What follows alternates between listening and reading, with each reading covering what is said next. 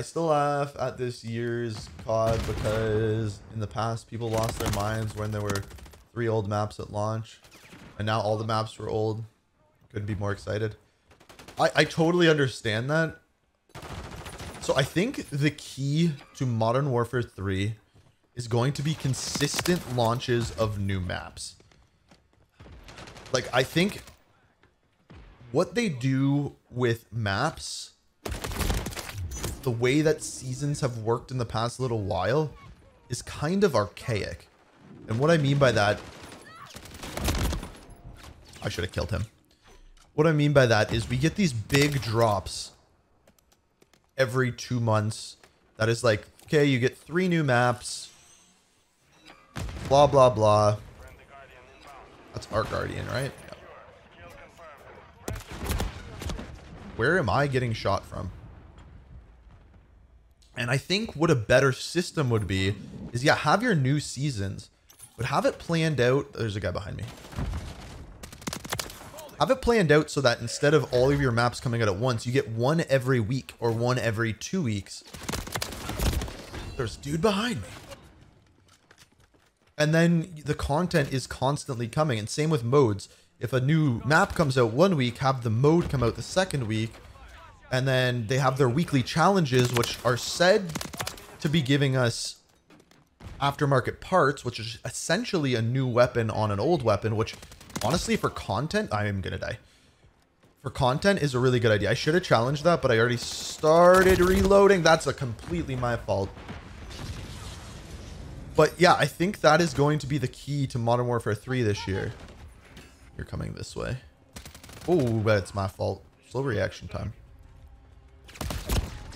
Is going to be the release of content in a constant and steady manner, if that makes sense.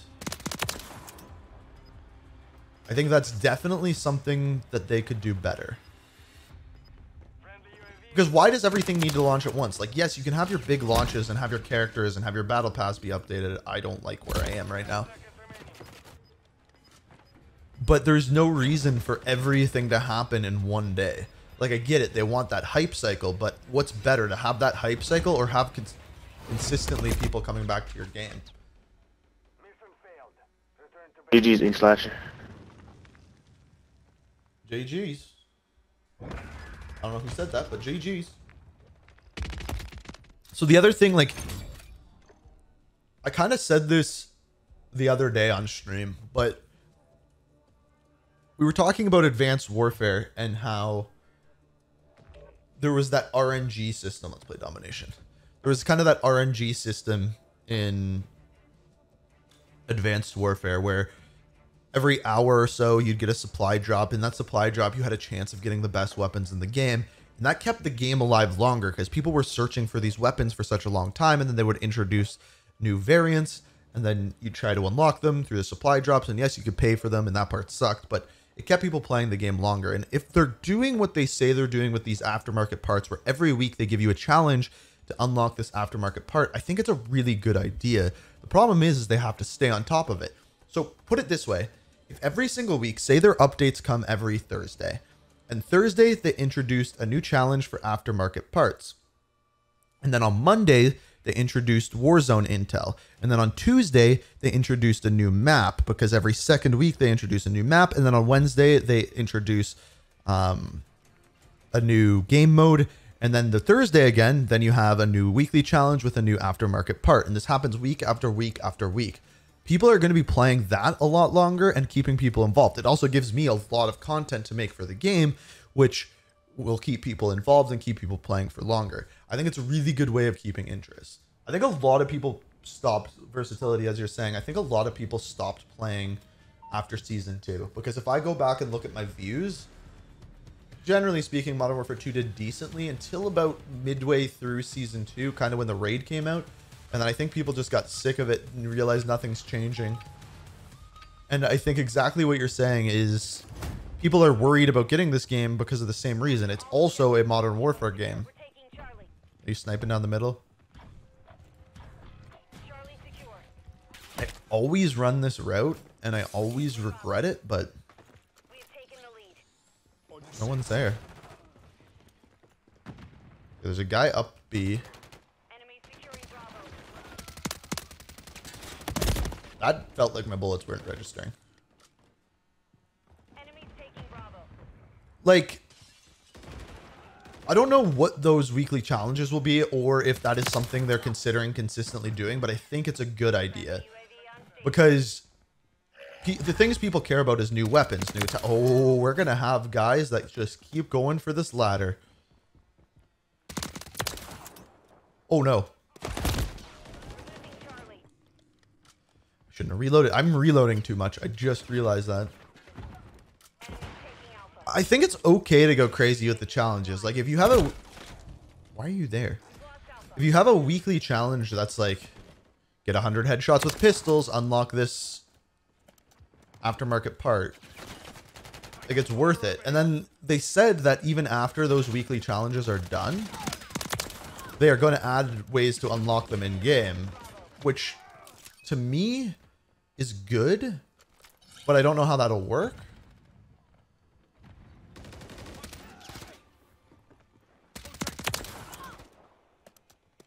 We're taking Bravo. We're losing Charlie. It's interesting because I think this year specifically, they need to learn how to keep people engaged in the game.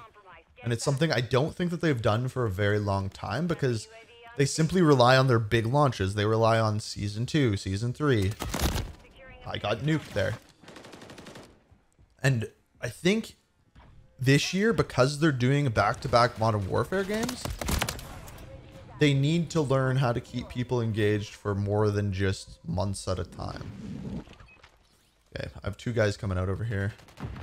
With you, mate.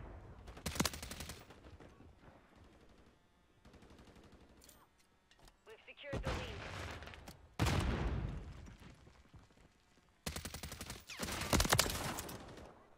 Is there a guy above me? Oh, that's a whole team. Friendly UAV online. Oh yeah, that's what I was gonna say. So, dude, just chilling behind me. UAV on station. The one thing that Sledgehammer has done really well throughout this beta is that they've been doing updates extremely fast to the point where I said maybe they knew about these bugs beforehand and had patches ready for them just to make themselves look really good and be like, oh, they're listening. Okay, what is stunning me and hitting me? And but at the same time, like some of the things that needed to be fixed, like the under the map glitches, those, like, did they know that the striker was that OP? Thought I saw another guy on the ground. Are they still spawning back there? Or did they flip? Securing I don't have a UAV right now, so I'm very confused. secured all objectives. Give no ground. Like the player visibility thing, they could have seen that one coming. And apparently they had like a whole other player visibility system when people first played this game. Like people were outlined in color. The enemy took Charlie. You say they played the game every day, so they should have known. It doesn't really work like that. A lot of the people who work on the game don't necessarily play it every day. Like you got to realize, like some of the people working on this game are just like making a weapon camo, working on a map. Like they play it, but they don't play it. And some of them aren't good, so they wouldn't know that like the striker is super overpowered or something like that. And then you have your bias, like because you made it, you think it's good, which isn't necessarily the holy nades, man.